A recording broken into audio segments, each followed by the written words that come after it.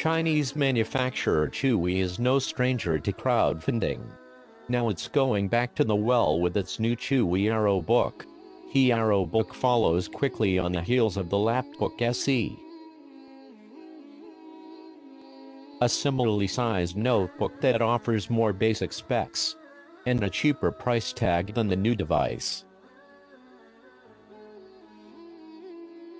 Like the Lapbook SE, CHUWI AeroBook offers a 13.3-inch display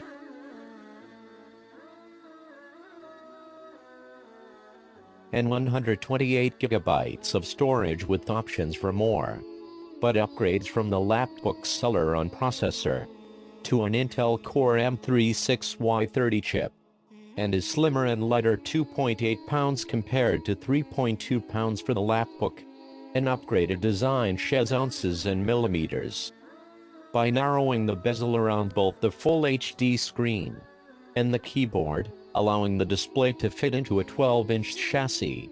But even the cheaper Lapbook features a laminated IPS display and aluminium magnesium alloy construction, along with a similar 8 hours worth of claimed battery life.